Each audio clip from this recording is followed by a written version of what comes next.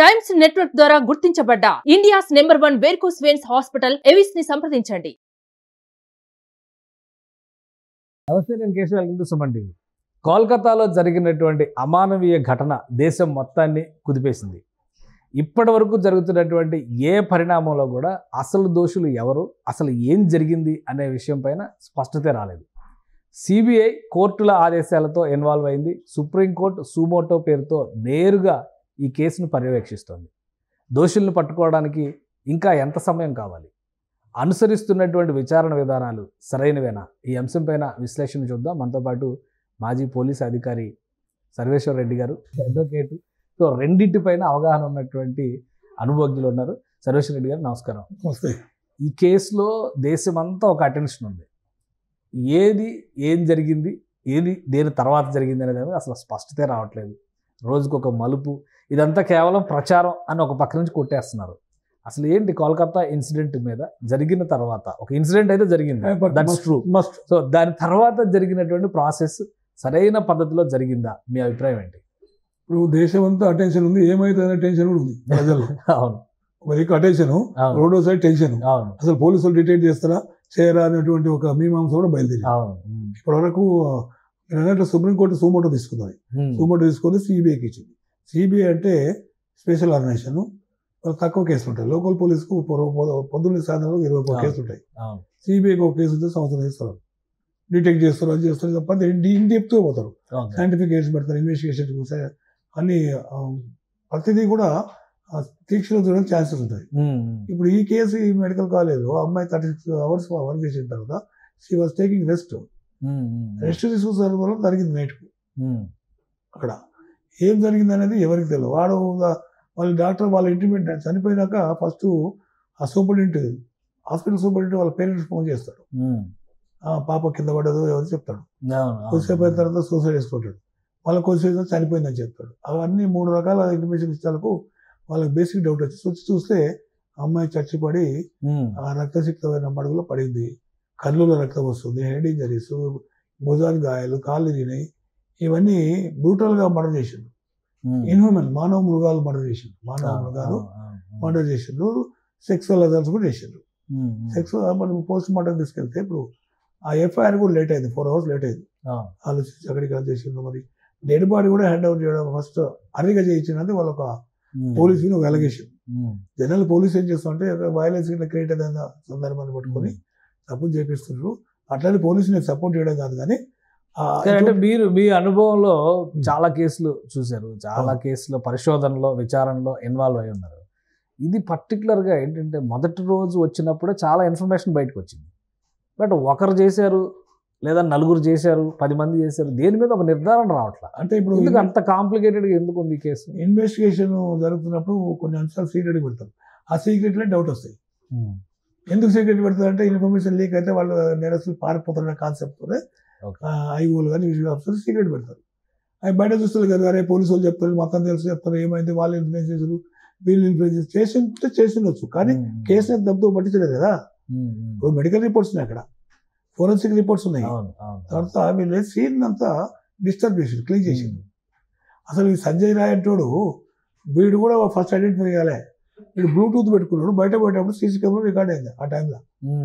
ఆయన పట్టుకొని వేసి అడ్మిట్ అయిన ఫ్యాక్ట్ వాడు కూడా కాదు, వాడు ఫర్దర్ చెప్పలేడు అనేది ఒక కాన్సెప్ట్ చెప్పి ఉంటాడు. నాకు తెలిసి చెప్పి ఉంటాడు. అందరిని పట్టుకున్న తర్వాతనే ఇది చేయాలనే కాన్సెప్ట్ కూడా సిబిఐ వెయిట్ చేస్తుంటుంది. తర్వాత సుప్రీంకోర్టు కూడా సూపర్వైజ్ చేస్తుంది కదా. Submit report supreme court also. ఇవన్నీ ఉన్నాయి. కోర్టు పర్యవేక్షణ ఉంది. తర్వాత ఎక్స్పర్ట్స్ ఉన్నారు, పొలిటికల్ ప్రెజర్స్ ఉన్నాయి, ప్రెజర్ గ్రూప్స్ ఉన్నాయి, మెడికల్ కాలేజీలు అమ్మాయిలంతా గందరగోళం ఉంది. అంటే ఓవరాల్గా అసలు దేశవ్యాప్తంగా ఈ ఇన్సిడెంట్ జరిగిన తర్వాత వర్క్ ప్లేసెస్లో ముఖ్యంగా డాక్టర్స్కి సంబంధించి, జూనియర్ డాక్టర్కి సంబంధించి సెక్యూరిటీ విషయంలో కూడా సుప్రీంకోర్టు ఒక కమిటీ అపాయింట్ చేసింది. సో వాళ్ళ పని వాళ్ళు చేస్తున్నారు. ఒక 3 వారాలు వాళ్ళకి టైం ఇచ్చారు. ఆ సమయంలోపు నివేదికని సమర్పిస్తారు. కానీ కేసు పరిశోధన విషయంలో మాత్రం ఒకవైపు లై డిటెక్టర్ టెస్ట్లు అంటున్నారు, ఇంకోవైపు ఏమో ఇతను చెప్తున్న దానిలో కన్ఫ్యూజన్ ఎక్కువ ఉంది. అన్నిటికీ మించి మాజీ ప్రిన్సిపల్ వ్యవహార శైలి. అసలు ఏంటి మాజీ ప్రిన్సిపల్ రోల్ ఈ కేసు? సందీప్ ఘోష్ అనే మాజీ ప్రిన్సిపల్. అతనికి ఏమంటే ఈ మాఫియా గ్యాంగ్తో సంబంధాలు అనేది ఒక వాదన. ఎందుకంటే అక్కడ వచ్చే మెటీరియల్ అంతా అమ్ముకోవడం, సిరంజీలు అమ్ముకోవడము, మెడిసిన్స్ అమ్ముకోవడము, రకరకాలు ఒక సిరంజీ 10 మందికి వాడడము, ఇవన్నీ చేసి అమ్ముకొని ఆయన ట్రాన్స్ఫర్ అయితే కూడా మళ్ళీ తీసుకొని ఆడుకొస్తారు. అంటే పొలిటికల్ బ్యాక్గ్రౌండ్ ఉన్నట్లు ఒక అవగాహన అయితే వచ్చింది పబ్లిక్. ఆ సందీప్కి వచ్చిన బేసిక్ డౌట్ ఉంది. ఇప్పుడు polygraph test, lie detector test చేసినప్పుడు లై డిటెక్టర్ టెస్ట్ ఏం జరుగుతుందంటే ట్రాన్స్ఫర్ తీసుకెళ్ళి అడుగుతారు. ట్రాన్స్ఫర్ తీసుకెళ్ళాలంటే మన ఈ మత్తు మందులతోనే ఇది వేరే కాదు. హైనోడిస్ అని చెప్తారు, ఒక కాన్సెప్ట్ ఉంటుంది కదా. అట్లా ఈ కొన్ని వాస్తవాలు బయటకు వస్తారు అవన్నీ కాదు, కానీ కొంతమంది హార్డ్ కోర్ క్రిమినల్స్ ఉంటారు, దాంట్లో కూడా బయటపడరు. హార్డ్ కోర్ ఉంటారు కదా, బయటపడరు. అందు గురించి వాళ్ళు శతవిధాల పైన చేస్తూ డిటెక్ట్ అవుతుంది. కాకపోతే ఇట్ టేక్స్ టైం.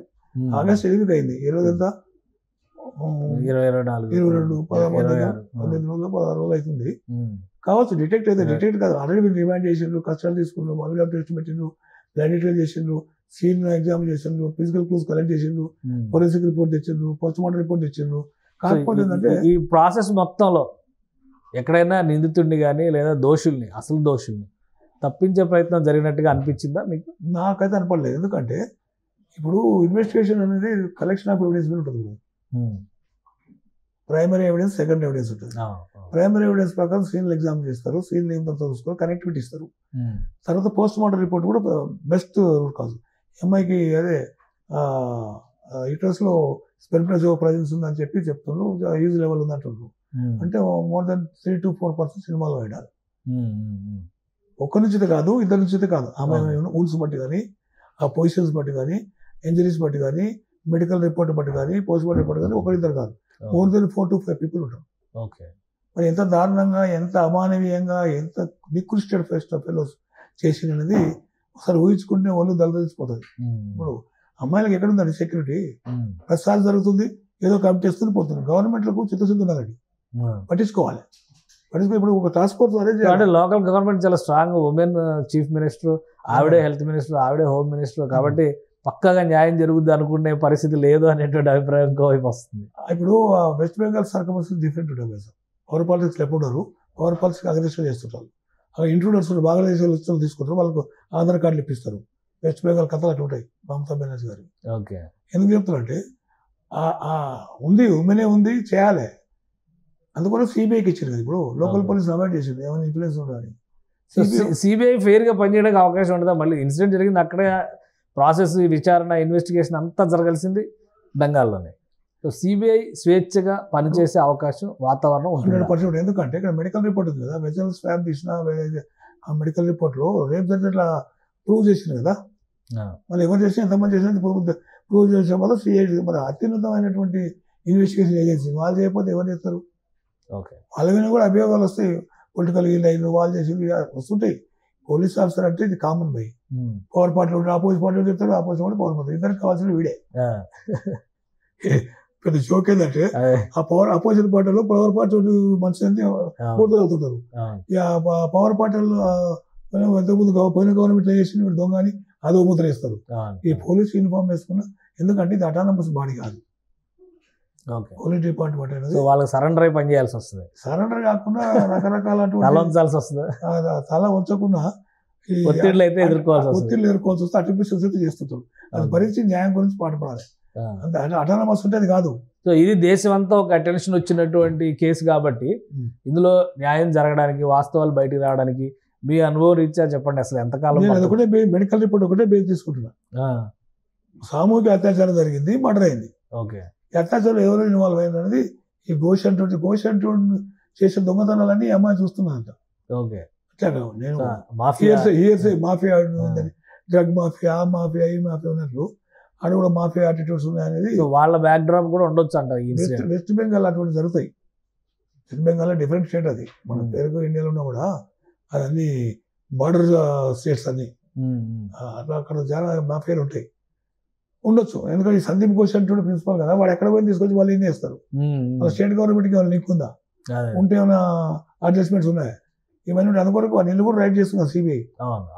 ఏమేమో రైడ్ చేసుకుని మందులు దొరికిన అనుకో, మిస్అప్రోప్రియేషన్ కేసు కడతా, సపరేట్ అవుతుంది, సపరేట్ అవుతుంది, అన్ని కేసులు సపరేట్ అవుతాయి. అందు గురించి డెఫినెట్ డిటెక్ట్ చేయాల్సిందే. లేకపోతే పోలీస్ వ్యవస్థ కూడా చెడ్డ పేరు వస్తుంది, గవర్నమెంట్ చెడ్డ పేరు వస్తుంది.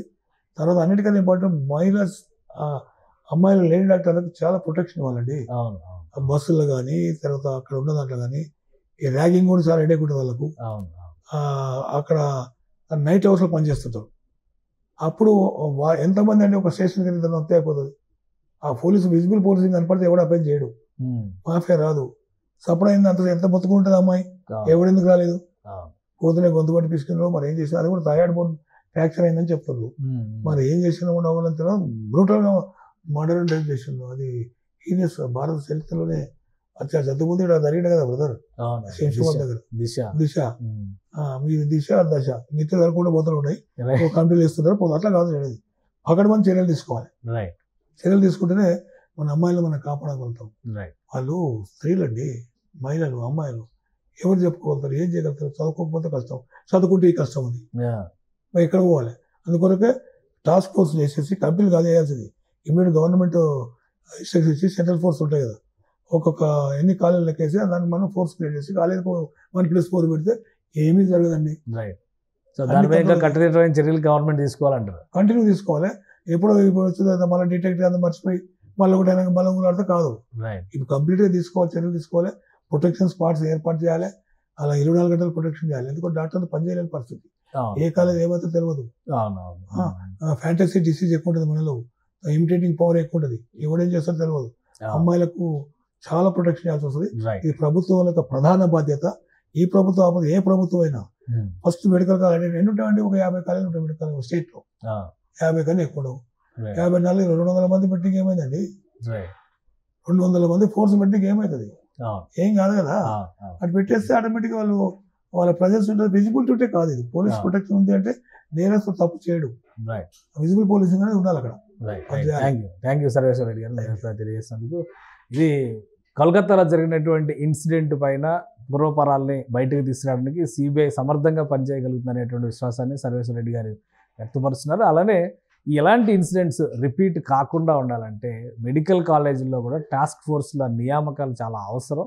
ఎక్కడికక్కడ విజిబుల్ పోలీసింగ్ ఉంటే ఇలాంటి దారుణాలు జరిగేటువంటి అవకాశాలు చాలా తక్కువ ఉంటాయని ఆయన స్పష్టం చేస్తున్నారు. ఇది స్పెషల్ డిస్కషన్. Keep watching.